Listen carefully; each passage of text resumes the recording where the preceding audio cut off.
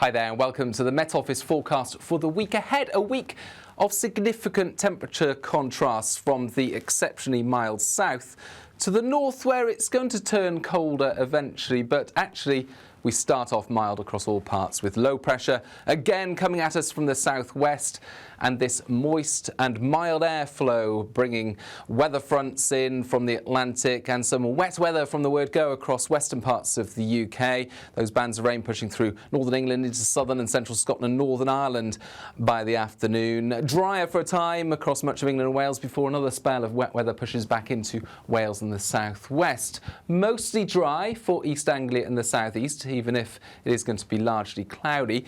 Clear spells in the far north of Scotland, a little bit fresher here, 10 degrees, one or two showers, but that's the place where we'll see the brightest skies. The rain in the west is going to mount up. We're going to see the wettest weather over the hills of South Wales, southwest England, southwest Scotland. 60 millimetres in some places, perhaps up to 80 over the hills of South Wales and southwest England. Could cause some issues. Rain warnings in force. All that accompanied by a strong wind, 50-mile-per-hour gusts or more for some exposed southwestern coast. But it's a mild wind, 15 Celsius in the south.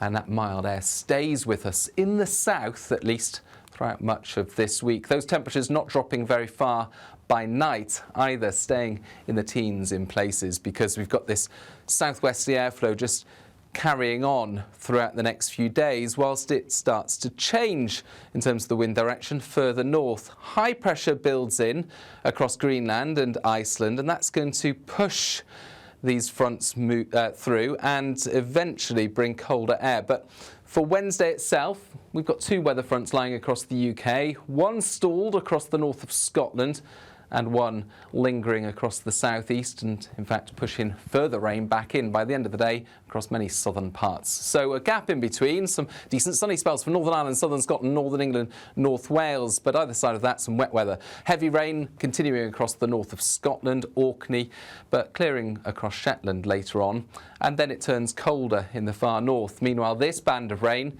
continues across the southern third of the UK. Again, heavy and persistent over western and southwestern hills, especially Dartmoor. Now that's going to push through, but by this stage, with high pressure building over Iceland, we're going to see the winds change significantly across the north of Scotland, and you can see the temperature contrast. Southerlies in the south bringing exceptionally mild air both by day and by night, whilst in the north, a significant drop in temperatures through Thursday and lasting into the weekend. And that contrast, well, that's causing a weather front in the middle to bring some heavy rain. A little bit of uncertainty, increasingly so during Thursday and Friday, about the placement of that boundary and the heaviest rain. But as you can see, it's going to mostly affect Northern Ireland, southern Scotland, the central swathe of northern England, the Midlands and Wales. Drier to the south, but very mild, 16, 17 Celsius. To the north, it is turning colder across northern Scotland. Some of these showers will be falling as sleet and snow over the tops of the mountains, hail at lower levels, and feeling cold in the wind, even if the skies are a lot brighter compared with further south. Now those outbreaks of rain across the middle, well, they'll shift position later this week, but the boundary is uncertain between the cold air in the north and the very mild air to the south. And to illustrate this, here's the temperature trend for Southampton, not just from one computer model simulation, but from 51, the European model ensemble. Now, as you can see, where these model simulations are bunched together, it is a darker shading. Where they are spread out, a lot more uncertainty in terms of the temperature, and it's difficult to say for sure what the temperature will be. But we can, from this graph, deduce a few things. Firstly, this week is very mild. From Tuesday afternoon through to Friday, the temperatures barely dip below 14 Celsius both by day and by night in the south of England.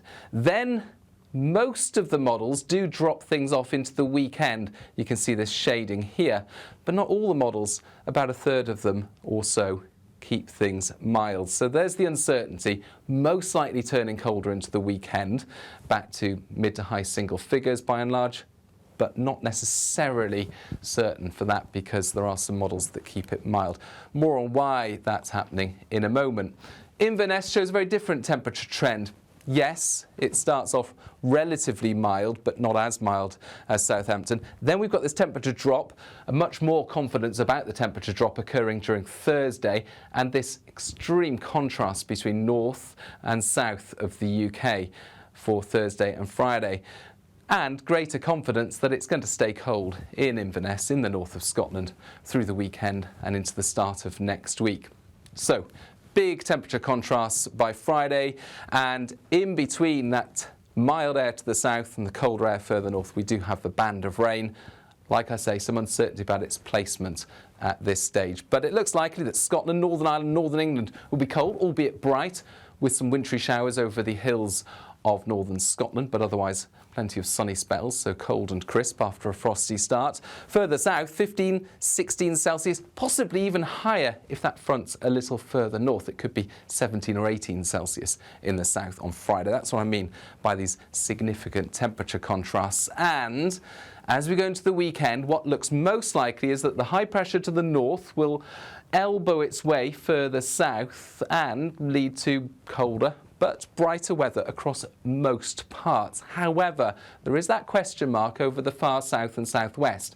It may well stay cloudy, damp and much milder here, depending on the placement of this low and this high. So the weekend for many looks brighter, overnight frosts, but sunny spells by day, and plenty of dry weather, but also colder. In the south, especially the far south and southwest, it may well stay mild and damp. That's the source of uncertainty at the moment, but of course we'll keep you updated on how that develops over the next few days. Bye-bye.